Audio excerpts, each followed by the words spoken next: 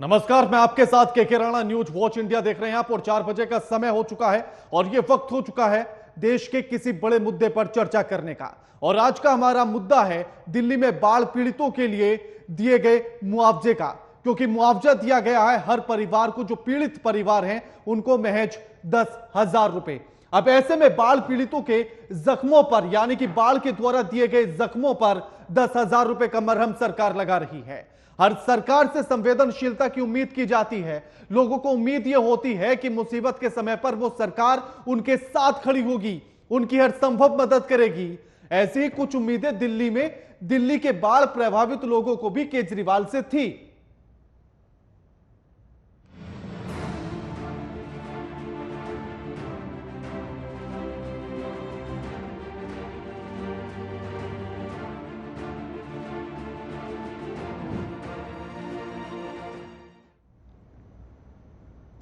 अब दिल्ली के मुख्यमंत्री अरविंद केजरीवाल ने बाढ़ प्रभावित परिवारों को 10-10 हजार रुपए की वित्तीय सहायता देने की घोषणा कर दी है।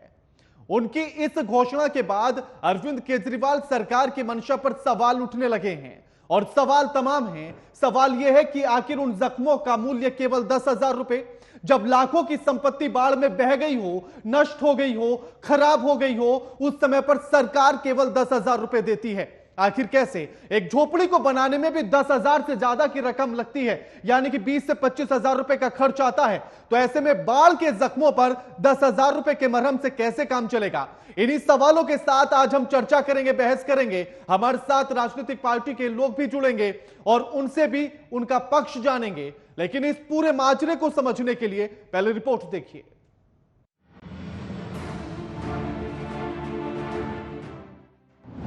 क्या केजरीवाल को दिल्ली की नहीं है चिंता? मुआवजे के नाम पर की जा रही है खाना पूर्ति।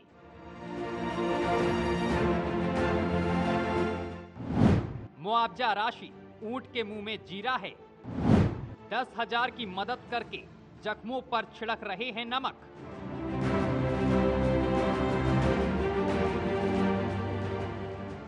अरविंद केजरीवाल अपनी सरकार को आम जनता की सरकार बताते हैं और वे हर मौके पर अपनी सरकार को आपकी सरकार अर्थात जनता की सरकार बताने से नहीं चूकते। केजरीवाल के दावों में कितना दम है, इसकी पोल बाढ़ ने खोल दी है। यमुना का जल स्तर बढ़ने से दिल्ली के कई इलाकों में पानी घुस गया है। क्या सड़क, क्या घर, हर तरफ पानी पानी। लोग घरों से बेघर होने को मजबूर हो गए हैं। जिन सड़कों पर गाड़ियां चलती थी वहां आज पानी भरा है। पर इस मौके पर भी सीएम अरविंद केजरीवाल अपनी जिम्मेदारी से भागते नजर आए और उनके नेता जोर जोर से इसे केंद्र सरकार की साजिश बताने लगे। जब दिल्ली के लोग बाढ़ से प्रभावित थे तो उस समय सीएम अरविंद केजरीवाल ने जनता को हर संभव मदद देने का ऐलान किया था। केजरीवाल ने अपने उस वादे को निभाते हुए बाढ़ प्रभावितों को 10-10 हजार रुपए की आर्थिक मदद देने का ऐलान किया। दरअसल जब केजरीवाल बाढ़ प्रभावित इलाकों का निरीक्षण करने गए थे और उस मौके पर उन्होंने जो बयान दिया था, उस समय उन्होंने कहा था कि बाढ़ से जिन लोगों का ज्यादा नुकसान हुआ है उनकी सहायता के लिए सरकार किसी तरह की राहत देने के लिए भी तरीका तलाश रही है ताकि वे लोग अपने नुकसान की भरपाई कर सकें। उससे लगता था कि केजरीवाल सरकार जनता के प्रति संवेदनशील है, लेकिन केजरीवाल सरकार की पोल उस समय खुल गई जब उन्होंने मुआवजे का ऐलान किया। केजरीवाल सरकार ने जिस तरह 10-10 हजार रुपए मुआवजे का ऐलान किया है, उसने बाढ़ प्रभावित लोगों के जख्मों पर नमक छिड़क दिया है। केजरीवाल जिस तरह बड़ी बड़ी बातें करते हैं उससे जनता को बेहतर मुआवजा मिलने की उम्मीद थी, लेकिन अरविंद केजरीवाल ने लोगों की उम्मीदों को तोड़ दिया है। Bureau report, news watch India.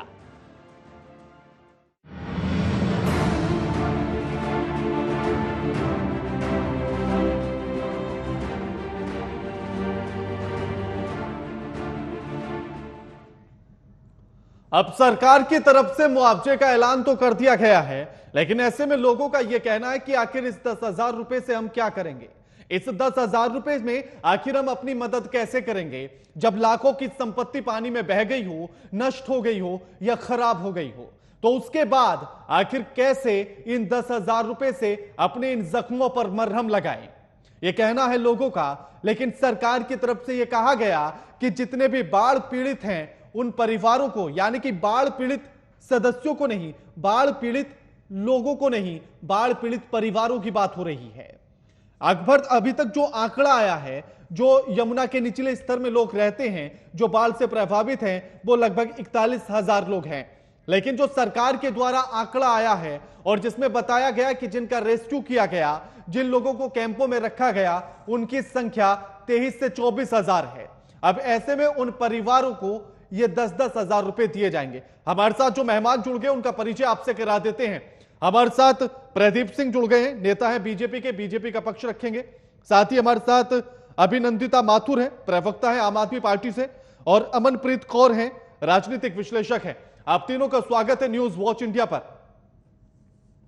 अभिनंदिता जी, बाढ़ में लोगों का लाखों का नुकसान हुआ, घर बह गए, सामान बह गए, नष्ट हो गए, और सरकार केवल 10,000 रुपए का मरहम दे रही है उन्हें इतने बड़े जख्मों पर लगाने के लिए। जी नमस्कार।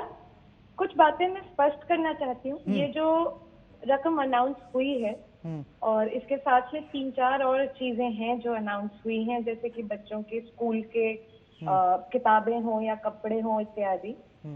तो ये एक अम्ब्रेला स्कीम है। जो अगर आप फेमिलियर हो दिल्ली की बाढ़ के हिसाब से, तो जो कुछ इलाके हैं जो हर साल जो हैं वो डूब में जाते हैं और उसमें उनके घर को रीबिल्ड करने के लिए लगभग इतना खर्चा आता है। ये जो खर्चा होता है ये एडमिनिस्ट्रेशन या डीएम्स जो हैं ये इस प्रकार से डिसाइड करके वैल्यूएशन करके कराया गया है।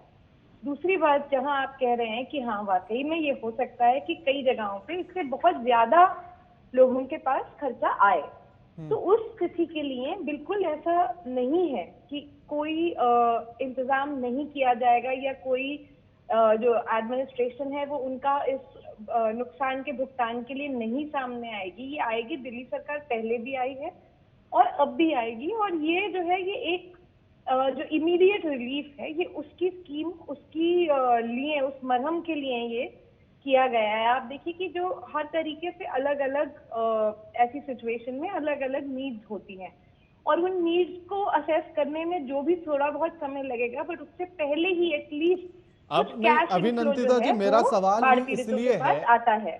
अभिनंदिता जी, मेरा सवाल ये इसलिए है कि अरविंद केजरीवाल ने अपने ट्विटर पर यह लिखा है कि बेहद गरीब लोग जो बाढ़ से प्रभावित हैं उन परिवारों को 10,000 रुपए का मुआवजा दिया जाएगा। अब जो निचले स्तर पर रहते थे, जो झोपड़ी में रहते थे, उनकी झोपड़ी झुग्गियां उस पानी से नष्ट हो चुकी हैं। अब अगर वो इंसान, वो परिवार अगर अपनी झोपड़ी भी बनाने जाएगा तब भी 20 से 25,000 रुपए का खर्च आएगा और सरकार दे रही है मुआवजे के तौर पर 10,000, तो कैसे अपने सिर पर छत लेकर आएगा? जिस प्रकार मैंने आपको पहले ही बताया है, जब ये एक इमीडिएट इंटरिम रिलीफ का अमाउंट है और ऐसा बिल्कुल नहीं है कि अगर जो असेसमेंट होती है आगे, जो कि देखिए वेरीड होगी और इसमें हर तरह के केसेस आपके सामने आएंगे, कुछ कम अमाउंट के, कुछ ज्यादा अमाउंट के, और इसको स्टेबलाइज करने के लिए ये इंटरिम रिलीफ है। इसमें कोई ऐसी बात नहीं है कि सरकार बाकी का जो ध्यान है वो रखेगी नहीं।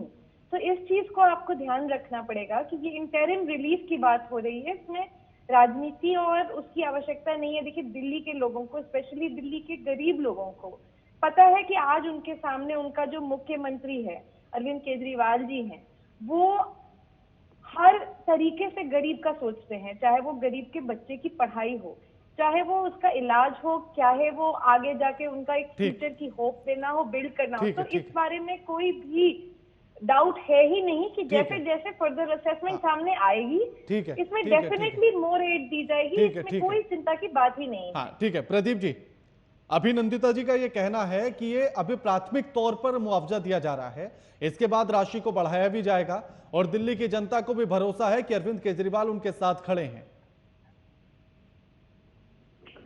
राणा जी, सबसे पहले तो क्या कहा जाए, इससे बार बार कहना अच्छा नहीं लगता। असल में मूल रूप से दिल्ली को एक पूर्णकालिक मुख्यमंत्री की जरूरत है। पार्ट टाइम में कोई काम पूरा होता नहीं है एक्चुअली। पार्ट टाइम काम ग्राफिक डिजाइनर्स के लिए होता है कि 4 घंटे अब दूसरा काम कर लें, 10 घंटे कहीं और काम कर लें, तो उनका पार्ट टाइम काम चल जाता है, या कंटेंट राइटर का चल जाता है। लेकिन मुख्यमंत्री एक ऐसा दायित्व, एक ऐसा पोस्ट है जिसमें एक फुल टाइम व्यक्ति की जरूरत होती है।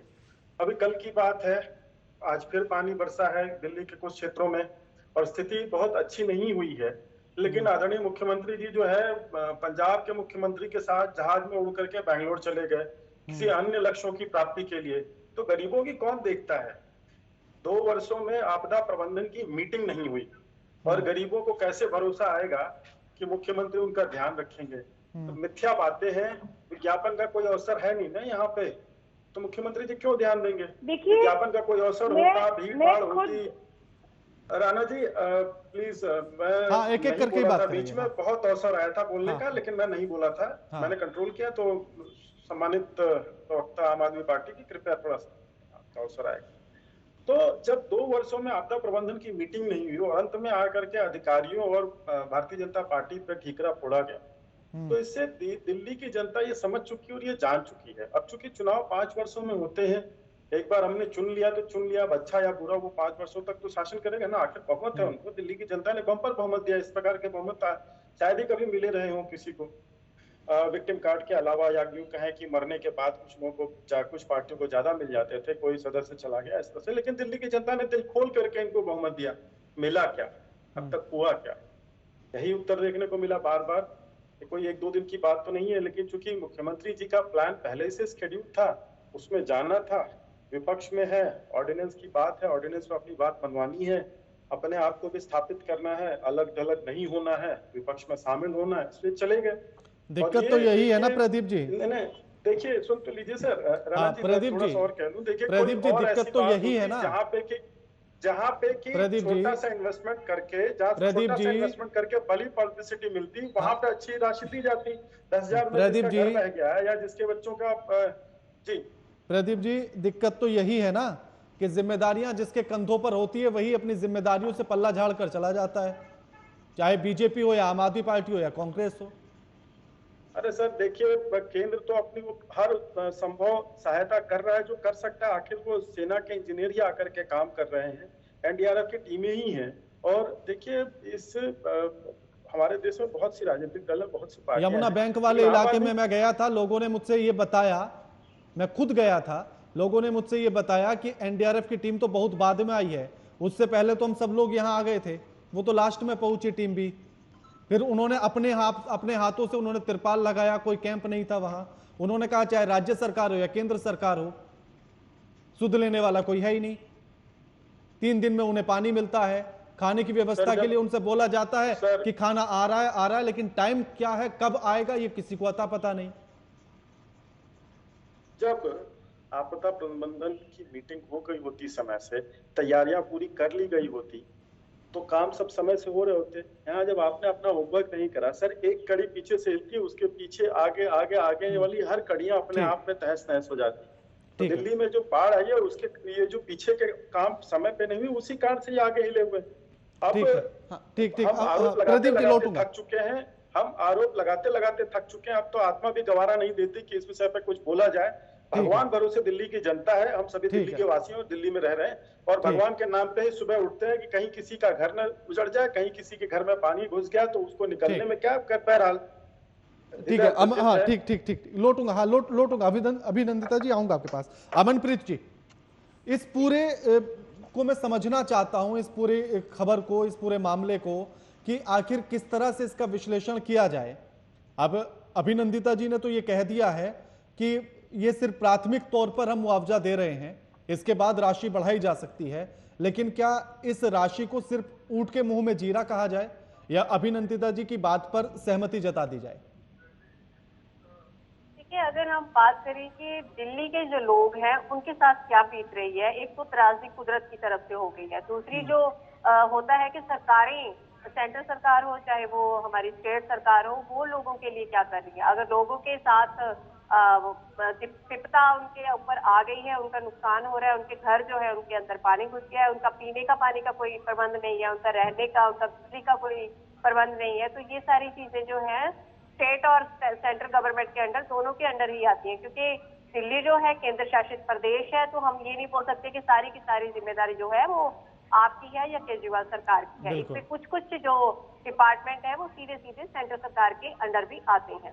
हमें ये बिल्कुल नहीं भूलना चाहिए कि जब हम एक उंगली किसी और की तरफ उठाते हैं तो 3 उंगलियां ऑटोमेटिकली हमारी तरफ आती है। मैं बात करूंगी प्रदीप जी की इस ब्लेम की कि उन्होंने बोला कि केजरीवाल और भगवंत मान जो है वो बैंगलोर चले गए हैं मीटिंग अटेंड करने के लिए। तो प्रदीप जी ऐसे ही आप वाले या दूसरी पार्टियों वाले भी ये ब्लेम कर रहे थे कि मोदी जी मणिपुर को जलता हुआ छोड़ के, दिल्ली में बाढ़ आई हुई है उसको छोड़ के अमेरिका और फ्रांस कहाँ कहाँ जा रहे थे। ये बात नहीं है, इसमें हम राजनीति नहीं कर सकते।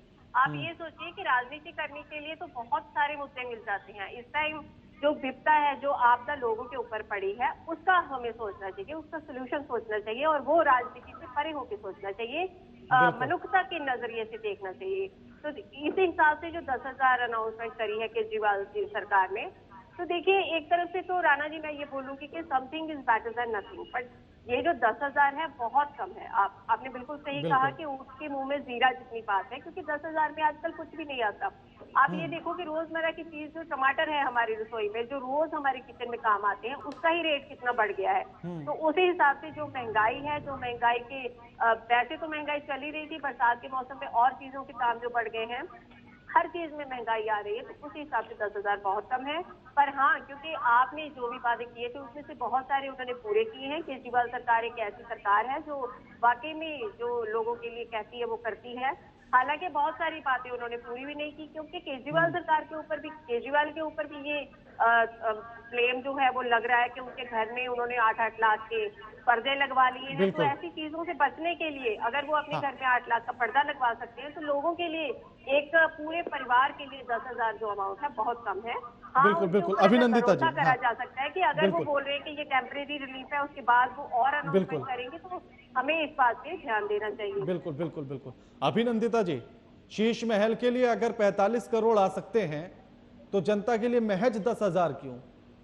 उसका भी थोड़ा सा बढ़ा दीजिए। प्राथमिक आपने बोला कि प्राथमिक मुआवजा है, इसको भी थोड़ा सा बढ़ा दीजिए। जी, मैं आपके सवालों का एक एक करके जवाब देती हूँ। जो भी पिछले 5 मिनट में दोनों प्रवक्ता और आपके सवाल थे, बिल्कुल मैं आपकी बात पे आऊंगी। देखिए, ऐसा है कि जो इस समय दिल्ली में जो आपदा आई, अब मैं उसकी राजनीति पर नहीं जा रही, बट उसके बाद और आप भी उन इलाकों में घूमे और मैं भी जो 75 के करीब कैंप्स थे उनमें से 30-35 में मैंने खुद काम किया अभी पिछले 1 हफ्ते 10 दिन में, और वाकई में लोग परेशान हैं। भगवान की दया से ये था कि आसपास कुछ शेल्टर मिल गया, स्कूल्स बने हुए थे, कुछ प्राइवेट ऑर्गेनाइजेशंस, रिलीजियस ऑर्गेनाइजेशंस, मंदिर मस्जिद दोनों आगे आए और उन्होंने भी एक शेल्टर दिया। तो इस टाइम जो होता है, जब फर्स्ट रेस्क्यू ऑपरेशन होता है, तो उस रेस्क्यू के टाइम में थोड़ी सी अलग टाइप की नीड असेस होती है। उस टाइम ये होता है कि हाँ, लोगों को सेफ्टी से रेस्क्यू करा जाए, और लोगों को रोकना भी पड़ता है क्योंकि वो लोग अपने घरों में जाने की कोशिश कर रहे होते हैं, अपना सामान बचाने की कोशिश करते हैं, कभी फोर्स से, कभी रिक्वेस्ट करके उनको एक जगह पे रोकर दो वक्त का खाना वहां प्रोवाइड होना, वाटर होना, टॉयलेट्स होना। मैं आपको बहुत ऑनेस्टली और कैंडिडली ये बोल रही हूँ कि ये जो रेस्क्यू वाला जो पीरियड होता है, ये भी पीरियड जो है वो केओस और टफ होता है। इसी पीरियड में जब ऑलरेडी बाढ़ आई हुई है, तो एक्चुअली जो लॉस है वो असेस करना थोड़ा कठिन होता है। और आप इस बात को समझेंगे कि इसमें कई सारा ऐसा एडमिनिस्ट्रेशन के पास भी दिक्कत आती है कि उसको ऑथेंटिकेट भी करने की, और उस टाइम किसी भी जने को ना बोलना प्रशासन का काम नहीं है। मैं आपकी बात का बिल्कुल सम्मान करती हूँ। मैं ये आपको पर्सनली ये आश्वासन देना चाहती हूँ कि अपने लीडर्स तक, अपने मंत्री और अपने मुख्यमंत्री, मैं आपकी चाहूंगी कि इवन जो इंसेंटिव है वो बढ़ाया जाना चाहिए, और आप यकीन मानिए कि हम उस पर काम जरूर करेंगे। एक और बात है जो मैं जरूर बोलूंगी, जो अपने एक्सपीरियंस जो पिछला 1 हफ्ते का रहा इन जगहों पे जाके, बहुत दुख की बात है कि, और ये इसमें कोई एक पार्टी या वो नहीं है, ये शायद हम सब एक कलेक्टिव रिस्पॉन्सिबिलिटी ले सकते हैं। कुछ उनमें से ऐसे इलाके थे, जैसे खादर के इलाके थे या और कुछ इलाके थे बदरपुर बॉर्डर के पास के, वहां इतनी गरीबी है, वहाँ इतनी गरीबी है कि आप सोच नहीं सकते। और उस पूरे टाइम पे मैं ये सोच रही थी कि ये भगवान, ये इसी गरीबी में इतनी आपदा आनी चाहिए थी या जो भी। और इस गरीबी से फिर उन लोगों से जब बात करी तो वही हुआ, जो एक वन वे आउट है वो यही है कि उनके बच्चे आज पढ़ाई कर रहे हैं, उनको जैसे 200 यूनिट जो बिजली फ्री है उससे उनका फायदा हुआ है, उनकी बेटियों को बस सर्विस से फायदा हुआ है, और ऐसी कई चीजें हैं। तो जो गरीबी नाम की एक बहुत ही मतलब खतरनाक परेशानी इस देश के सामने है, जो बियॉन्ड बाढ़ है, वो भी हमारे सामने इन आवर फेस आई है। और मैं आपको ये आश्वासन देती हूँ कि किसी भी बाढ़ पीड़ित को हम किसी का नुकसान नहीं होने देंगे, किसी को परेशान नहीं होने देंगे। ठीक ठीक ठीक। प्रदीप जी, जो बाढ़ जो यमुना के आसपास का इलाका है, जो निचला इलाका है, उसमें तमाम झोपड़ी वाले लोग रहते हैं, झोपड़ी झुग्गी वाले लोग रहते हैं। अब ऐसे में सवाल यह है कि उन लोगों का नुकसान सबसे ज्यादा हुआ है, क्योंकि बाढ़ आई तो उनकी झोपड़ियां तुरंत बह गई, तो उनके लिए तो इस मुआवजे की राशि से कुछ होगा नहीं। निश्चित तौर पर देखिए, नुकसान तो नुकसान होता है, वो भारत की जनता का हो रहा है, किसी का भी हो रहा है। लेकिन एक बात यहाँ पे दृष्टिगत ये भी है कि जो इस प्रकार से ऐसी परिस्थितियों में रहने वाले लोग हैं, क्या वो ऑथेंटिकली वहां के निवासी हैं? क्या सरकार ने उनको अप्रूवल दिया है? खादर के क्षेत्र में कोई बसावट नहीं होती, कोई आबादी नहीं बसती। बहरहाल अब जब विपदा आ गई है तो हम वहां पे सबसे पहले मानव प्रथम है, व्यक्ति प्रथम है, उसकी सुरक्षा प्रथम है। तो सरकार जिस प्रकार से भी उनसे काम किया, अब देखिए उनको आपदा प्रबंधन, उनको राहत देने में कहीं ऐसा ना हो कि वोट बैंक की पॉलिटिक्स होने लग जाए। आप देखिए कि एक कारण ये भी रहा है कि जमुना जी के जो बहाव क्षेत्र है उसमें इतने ज्यादा कंस्ट्रक्शन हो गए हैं। आप डीएनडी फ्लाईवे से आए और आप देखेंगे तो आप पाएंगे कि 15 साल 2015 में मैं वहां देखता था तो कोई बिल्डिंगें, कोई मकान नहीं थे, और देखते ही देखते इतनी सारी बिल्डिंगें हो गई। कौन उसकी रजिस्ट्री कर रहा है, कौन उसका पट्टा चढ़ा रहा है? दिल्ली सरकार को इस बात पे भी सोचना चाहिए, क्योंकि ऐसा नहीं है कि दिल्ली सरकार के पास सरकार या सरकार के पास। प्रदीप जी देखिए, मैं बड़ा सीधी सी बात करता हूँ। नहीं प्रदीप जी, हाँ नहीं प्रदीप जी, पहले मेरा सवाल सुन लीजिए, मेरा सवाल सुन लीजिए। नहीं प्रदीप जी, हाँ मैं आ रहा हूँ उसी मुद्दे, आप सवाल का जवाब देना, लेकिन मैं बड़ा सीधे सवाल करता हूं। तो मुझे ये आरोप वाली राजनीति समझ में नहीं आती है, क्योंकि अभी से पहले एमसीडी में आप भी थे और तमाम इलाका ऐसा भी है जो एमसीडी में भी के अंडर में भी आता है, रजिस्ट्री उसमें भी हुई है, तब आपने उसमें एक बार नहीं देखा, अब आप सीधा आरोप लगा रहे हैं। तो क्योंकि दोनों को मिलकर काम करना होगा ना, एक से तो काम चलेगा नहीं। राणा जी, मैंने आरोप नहीं लगाया, मैंने ये कहा कि दिल्ली सरकार के पास इतने अधिकार हैं कि उनको चेक करके जो दोषी हैं उन पे कार्रवाई करें। भाई हम तो ये अभी आरोप जो उस पर लगाने की नौबत ही नहीं आई कि आप बताना। मैंने बस इतना कहा कि कहीं वोट बैंक की पॉलिटिक्स न होने लग जाए, अपने मतदाता न बढ़ाने लग जाए, सही व्यक्ति को सही इंसाफ मिल जाए। अब जमुना जी में जब बहाव क्षेत्र को रोका जाएगा तो पानी तो अपना रास्ता निकालेगा, पानी तो रुकेगा नहीं कि यहाँ पे मानव रहते हैं इनको छोड़ दो, पानी तो अपना रास्ता निकालेगा। आखिर बहुत सारे कारकों में से एक कारक ये भी है। तो अंततः ये देखिए, मैं इस परिस्थिति में दिल्ली का वासी होने के नाते मैं इस छोटी राजनीति में यकीन नहीं रखता कि मैं बार बार, मेरे पास और भी, मेरे शब्दावली में और भी बहुत से शब्द और वाक्य हैं जिसमें मैं कटाक्ष कर सकता हूं, लेकिन ये वो समय नहीं है। हम अरविंद केजरीवाल जी की सरकार है और उनको काम करना चाहिए, लेकिन दुख इस बात का है कि उन्होंने केवल घोषणा की थी कि हमारा हर मिनिस्टर यहाँ लगा है, पब्लिसिटी स्टंट हो गया, उसका टीवी में ब्लिंकर्स चल गए, फोटो आ गई, वीडियो बन गई, लेकिन उसके बाद अगले ही दिन अरविंद जी चले गए, मंत्रियों का तो पता नहीं। कल जैसे आप गए थे, आप बता रहे थे, मैं खुद गया था, कल मैं भी आईटीओ पे खड़ा था, ना वहाँ कोई मंत्री दिखा ना कोई संतरी दिखा, और वहां पे दिखा क्या कि 3 बच्चे आप बोल लीजिएगा, आप बिल्कुल गलत बातें फैला रहे हैं, मुझे आपको रोकना पड़ेगा, मैं चाहती नहीं हूँ, मैंने कोई बात ऐसी की ही नहीं कि आप मुझे उस पर आपत्ति करते, लेकिन जो बात आप कह रहे हैं वो बिल्कुल सरासर और गलत बातें फैला रहे हैं। सबसे पहली बात यह है, जो आप खादर और बाकी यमुना बैंक के एरिया की बात कर रहे हैं, जैसे कि के राणा जी ने कहा, ये समय अगर आप उस पर बात करेंगे तो आपको डीडीए के ऊपर जो लैंड है या एमसीडी का जो लैंड होता था उस पर भी बात करनी है। बहरहाल वो बात अभी नहीं हो रही है। दूसरी बात, ठीक है प्रदीप जी, आपका जवाब ले लेता हूँ। ठीक है प्रदीप जी, एक मिनट, और अभिनंदिता जी आप ही से सवाल ले रहा हूँ मैं। हमारे सारे मंत्री ग्राउंड पे रहे हैं, वो आपकी वेट नहीं कर रहे हैं, वो इस अपॉर्चुनिटी की वेट नहीं कर रहे हैं कि कब बीजेपी का एक आधा कार्यकर्ता कभी दिल्ली वालों को दिखेगा कुछ कंस्ट्रक्टिव काम करते हुए, तो आइए हम उनका स्वागत करें।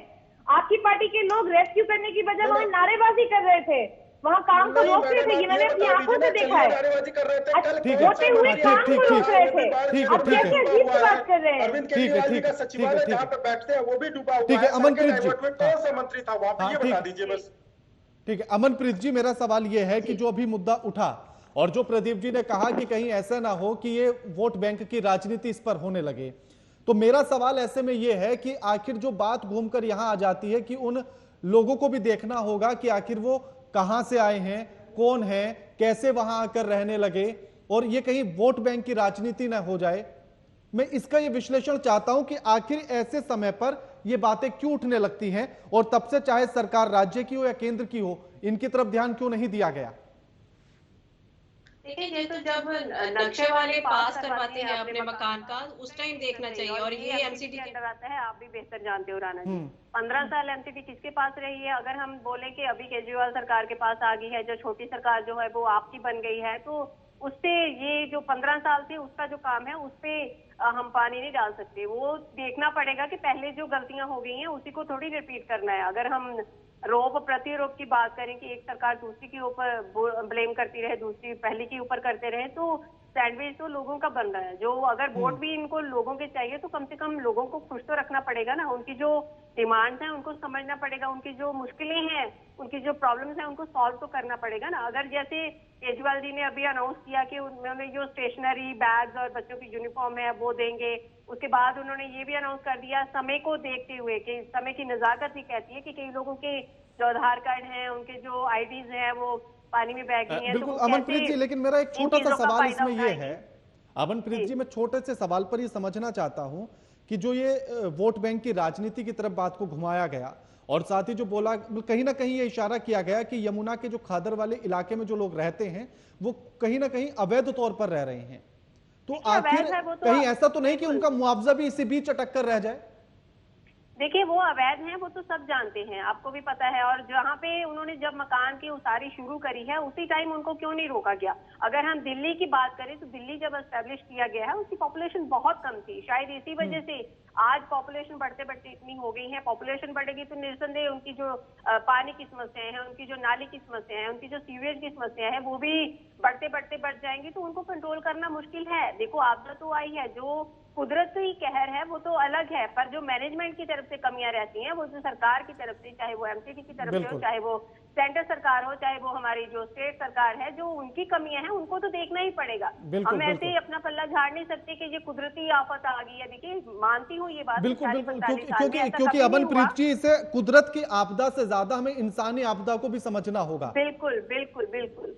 और आप ये देखिए कि हथनीकुंड की जो बात आ रही है, हथनीकुंड के गेट ऐसा बोलते हैं कि वहां पे जो यूपी की नहर है वो बिल्कुल सूखी पड़ी थी और दिल्ली में उन्होंने कुछ एक्स्ट्रा ही पानी छोड़ दिया। तो अगर तो ये बात सिर्फ ऐसे ही होती, आपने भी वीडियो देखी होगी कि हाँ बिल्कुल वहां जाके लोगों ने कवरेज करी है, तो ये तो उंगली उठाने वाली बात तो सरकार खुद ही करती है कि क्यों ऐसा वितकरा किया जाता है दिल्ली के लोगों के साथ। समय बड़ा कम है, लास्ट कमेंट लेना चाहूंगा। केजरीवाल सरकार की है तो कम से कम जो 7 सांसद हैं लोकसभा के वो तो भाजपा के हैं, तो कम से कम उनको भी तो वोट देके दिल्ली के लोगों ने जिताया है, तो उनको बचाना भी उनकी जिम्मेदारी। बिल्कुल बिल्कुल बिल्कुल बिल्कुल। अभिनंदिता जी, मेरा सवाल ये है कि अब कहीं ऐसा तो नहीं है कि ये मुआवजा लोगों तक पहुंचने से पहले उस वैध और अवैध निवास पर आकर अटक जाए, और अगर उन्हें मुआवजा मिलता है तो क्या उन्हें सही तरह से बसाया भी जाएगा?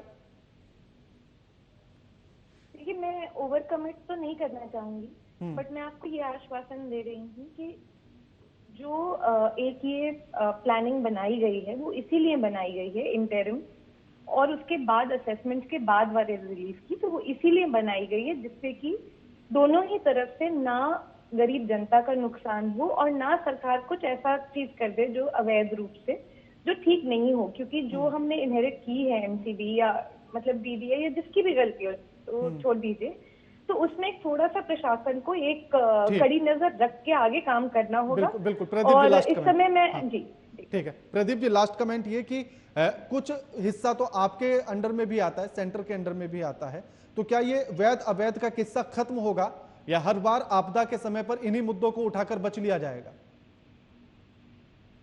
नहीं, ऐसा नहीं होगा, क्योंकि देखिए ये अवसर जो इस समय वर्तमान दिल्ली के कुछ भाग जो विपदा में फंसे हुए हैं, यह अवसर राजनीति का नहीं है। मैं आपके माध्यम से आश्वासन दिलाना चाहूंगा कि भारतीय जनता पार्टी के नेतृत्व में जो केंद्र की सरकार है वो अन्याय किसी के साथ नहीं होने देगी। लेकिन अगर कोई अवैध घुसपैठ या घुस करके अपना रास्ता बनाना चाह रहा होगा, दिल्ली की जनता का हक मारने का प्रयास करेगा, तो उसे छोड़ा भी नहीं जाएगा। अवसर चाहे बिल्कुल, लेकिन इसमें यह भी तो देखिए ना कि आखिर वो दिल्ली तक आ जाता है घुसपैठिया, तो इसमें सवाल किस पर खड़े होंगे। शुक्रिया आपका, आप तीनों मेहमानों का हमारे साथ जुड़ने के लिए और चर्चा में शामिल होने के लिए। लेकिन ऐसे में सवाल यही बना हुआ है कि आखिर ये जो 10,000 रुपए का मुआवजा है, आखिर इस पर लोग कैसे अपने जख्मों पर इससे कैसे मरहम लगाएंगे। सवाल जिस तरह से अभिनंदिता जी ने इस बात का भी भरोसा दिया कि यह सिर्फ प्राथमिक तौर पर मुआवजा दिया गया है, जैसे जैसे लोगों के नुकसान का आकलन होगा उन्हें उस तरह से फिर मुआवजे की राशि को भी बढ़ाया जाएगा और उन तक पहुंचाया जाएगा, ताकि किसी भी इंसान को किसी भी तरह की या किसी भी परिवार को किसी भी तरह की परेशानी का सामना नहीं करना होगा। फिलहाल इतना ही। लगातार खबरों के लिए देखते रहिए न्यूज़ वॉच इंडिया। नमस्कार।